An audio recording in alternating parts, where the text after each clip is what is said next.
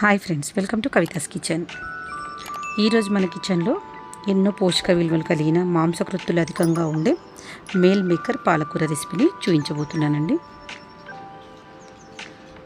Chicken, చాప, mutton, రొయ్యల్లో కూడా ఈ పోషక విలువలు ఉండవండి. వెజ్ వాళ్ళకి చాలా బెనిఫిట్గా ఉంటుందండి ఈ రెసిపీ. 40% మాంసకృత్తులు ఉంటాయండి ఇందులో. దీన్ని మించిన ఆహారం మాంసకృత్తులో కలిగి ఉండదు. మరి ఇంకా ఇందులో కాల్షియం ఉంటుంది, ఎముకలు బలంగా ఉంటాయి. చిన్నపిల్లలకు పిప్పి పళ్ళు కూడా రావండి. పిల్లలకు మంచి ఎదుగుదలకు కాల్షియం అవసరం. ప్రెగ్నెంట్ లేడీస్కి చాలా మంచిదండి ఈ రెసిపీ. పాలకూర మీల్ మేకర్ మనకు చాలా పౌష్టికాహారం అండి. 40+ వాళ్ళకు బోన్లు గుజ్జు తగ్గిపోతుంటుంది. వాళ్ళకు కాల్షియం వలన ఎముకలు గట్టిపడతాయి. వారానికి ఒకసారైనా మనం ఫుడ్లో ఆకుకూరని యాడ్ చేసుకోవాలండి. పాలకూర పిల్లలకు పెద్దలకు మంచి పోషకాలను అందిస్తుంది. ఒక 2 బౌళ్ళ వరకు మీల్ మేకర్ని తీసుకొని వేడి నీళ్ళలో ఉడకబెట్టుకున్నానండి.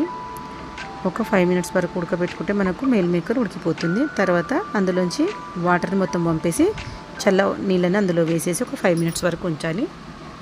తర్వాత స్టవ్ పైన ఒక ప్యాన్ పెట్టుకొని అందులో 3 టేబుల్ స్పూన్ల ఆయిల్ వేసుకోవాలండి. సన్నగా కట్ చేసి పెట్టుకొని ఉల్లిపాయలను అందులో వేసేసి ఒకసారి బాగా ఫ్రై చేసుకోవాలి. బాగా ఫ్రై చేసుకున్న తర్వాత అందులోకి సరిపడా ఉప్పుని, మనకు రుచి సరిపడా ఉప్పుని వేసుకోవాలండి. పాలకూర మీల్ మేకర్లకి ఉప్పు ఎక్కువ వేసుకోవద్దండి, ఎందుకంటే మనకు పాలకూరలో ఆల్రెడీ సాల్ట్ ఉంటుంది. తర్వాత సన్నగా కట్ చేసి పెట్టుకున్న మెంతి ఆకును వేసుకోవాలి. మెంతం కూరని వేసుకున్నాక ఒకసారి బాగా కలుపుకోవాలి. ఫస్ట్ మనం ఆయిల్లో ఫ్రై చేసుకోవాలండి. మెంతం కూరలో ఉండే చేదంతా వెళ్ళిపోతుంది. తర్వాత బాయిల్ చేసి పెట్టుకున్న మీల్ మేకర్ను ఇందులో వేసుకోవాలండి. నాకు 2 కప్పుల వరకు మీల్ మేకర్ ఉడకపెట్టిన తర్వాత వచ్చిందండి. వేసుకున్నాక ఒకసారి బాగా కలుపుకొని మూత పెట్టాలండి. అందులోంచి వాటర్ మొత్తం బయటికి రిలీజ్ అవుతుంది. చూడండి, వాటర్ మొత్తం బయటికి వచ్చేస్తుంది. తర్వాత మూత తీసి ఒకసారి కలుపుకోవాలండి. కలుపుకున్నాక ఇందులోకి 5-6 పచ్చిమిరపకాయలు సన్నగా కట్ చేసి వేసుకోవాలి. ఇందులోకి పచ్చికారమే వేస్తున్నామండి. వెల్లుల్లిని కూడా కచ్చపచ్చ దంచి వేసుకోవాలి. వేసుకొని ఒకసారి బాగా కలుపుకోవాలి.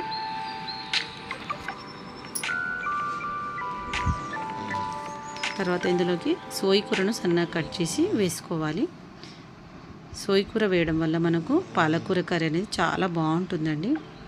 తర్వాత ఇందులోకి ఒక 1/2 టీ స్పూన్ వరకు పసుపుని యాడ్ చేసుకోవాలండి. పసుపుని యాడ్ చేసుకున్నాక ఒకసారి బాగా కలుపుకోవాలి. సన్నగా కట్ చేసి నీట్గా వాష్ చేసుకొని తీసుకోవాలండి. పాలకూరను కట్ చేసి ఇందులోకి యాడ్ చేసుకోవాలండి. వేసుకున్నాక ఒకసారి బాగా కలుపుకోవాలి. తర్వాత ఒక గ్లాస్ వరకు మనకు వాటర్ పడుతుందండి. ఇందులోకి ఒక గ్లాస్ వరకు వాటర్ యాడ్ చేసుకోవాలి. ఇందులోకి చేసుకుని ఒకసారి కలిపేసి మూత పెట్టి ఒక 10 నిమిషాల పాటు మంటను సిమ్లో పెట్టి ఉడికించుకోవాలండి. రుచికి సరిపడా ఉప్పును కూడా వేసుకొని ఒకసారి కలిపేసేసి మూత పెట్టి మంటను మాత్రం సిమ్లో పెట్టాలండి, ఎందుకంటే పాలకూర తొందరగా మాడిపోతుంది. మూత పెట్టి వెయిట్ చేయాలి. ఇప్పుడు మూత తీసి చూద్దామండి అయ్యిందో లేదో. కర్రీ మాత్రం అయ్యింది, కానీ కొద్దిగా వాటర్గా ఉన్నదండి. దగ్గర పడేంత వరకు ఒకసారి బాగా కలుపుకోవాలి. ఒకసారి కలుపుకున్నాక కర్రీ మొత్తం చూడండి దగ్గర పడిపోయిందండి.